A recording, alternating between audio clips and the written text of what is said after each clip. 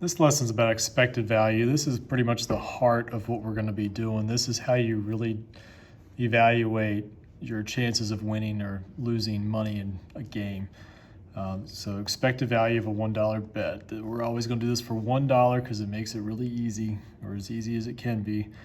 And the way to think about expected value, it's kind of like the average amount of money that you can expect to win or lose for every dollar you play. So if you bet $100 per game, you just kind of scale this up. But assuming you put $1 down, the expected value in the end will be how much money you could expect to make, to win or lose for every dollar you bet. Okay, so before I get into the chance you lose here, I kind of want to back up and do a couple skills you probably learned from before. So the first thing is a percent. I just want to go back over taking a percent and making a decimal. If you just think about a decimal being here at the end, it would move back 2 places. So 0.35 is 35% as a decimal. And if it's a decimal already and you want to make it a percent, you go the other way. So that would be 51%. So just a basic skill, but just want to make sure you remember it. And then this is a good way to figure out your chance of losing, because this is somewhere you really want to do the math. Sometimes it's really difficult to count all the ways to lose, especially as we get into some more complicated games. So if you think about logically, we can kind of figure out a good way to do this. The chance you win plus the chance you lose equals 100% of everything that can happen. So I'm going to do a little bit of algebra. Don't get too scared. But we're going to need to do some algebra in this class. So W for win, L for loss, and 100% is 1 if you make it a decimal and move the decimal 2 places back from the 100. So I can pretty quickly come up with a formula for how to calculate the chance I lose. I take 1 minus W, chance I win. And I'm trying to make my L and my 1 look a little different here. So chance I lose is 1 minus the chance I win, or 100% minus the chance I win. So let's say the chance that I win is, say, 27%. Okay, because a lot of times you'll have these as a decimal or percent answer. All right, well, the chance I lose will be 1 minus 0.27, which is 0.73, okay? So I have a 73% chance of losing. That's the way we would think about this, okay? So on to an expected value table. All right, and I just made up some stuff here. These actually would be a terrible game. If you made this casino game, you would lose a lot of money as a casino, so don't do this. But anyway, I just made up some chances, made up some payouts, and I'm gonna show you how to fill in everything else. So chance you win, you've learned how to figure that out. That's what the last few assignments have been about. So if there's 21 things happening, and I don't even have a game here, I'm just making up numbers, but if there's 21 outcomes and 6 of those make you a winner, well, that means 15 are gonna make me not win. And if you kind of do the algebra idea, I know some of y'all probably get a little offset by seeing 1 minus a fraction, but you could use a calculator. It would come out to 15 over 21, okay? That'd be the chance you lose. But a little shortcut, these top numbers always add up to the total number of things that can happen, because that's how many ways you win, that's how many ways you lose. 21 is the total number of things that can happen.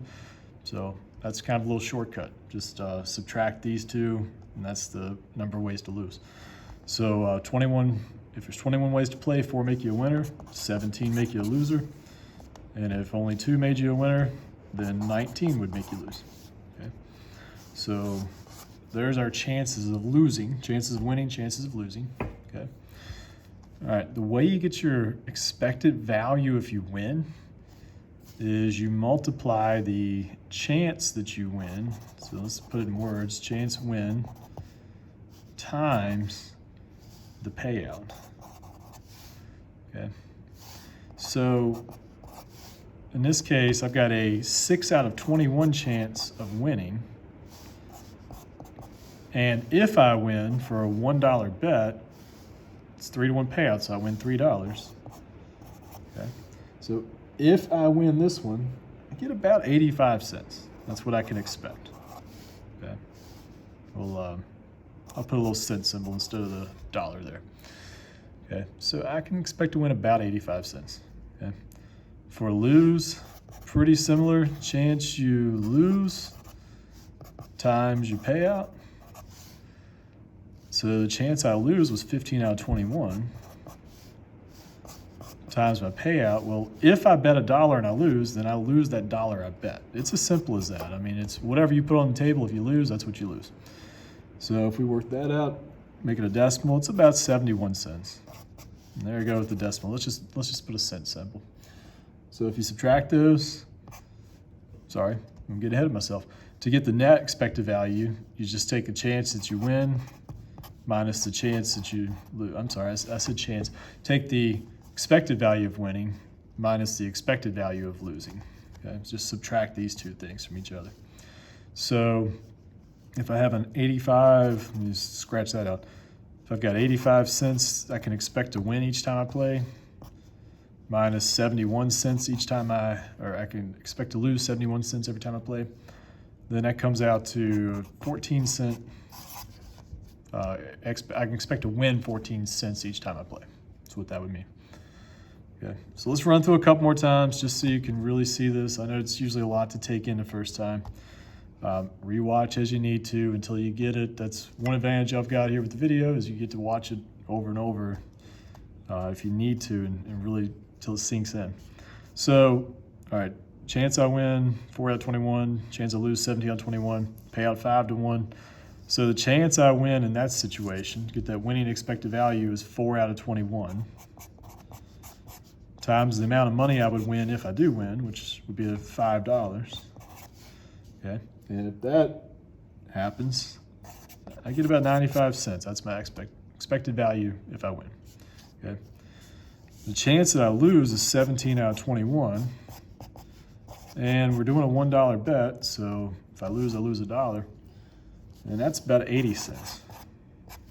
Okay, so I can expect to lose 80 cents. It's kind of weird to think of it that way, but I can expect to win 95 cents every time I play, and I can expect to lose 80 cents every time I play. So you put those two together, you subtract them. 95 minus 80 is 15 cents. Okay. And this is actually really good. This is why it's not good for a casino, because I can expect to win 15 cents every time I put $1 on the table.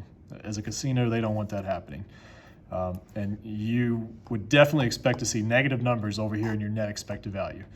When you design your game later on in the 9 weeks, if you're getting positive numbers here, you need to go back and change something because something either the math is wrong or your payouts are not going to be good. For a casino to operate, they have negative expected values. And that's where they get you. I talked about earlier how they don't pay you enough when you win.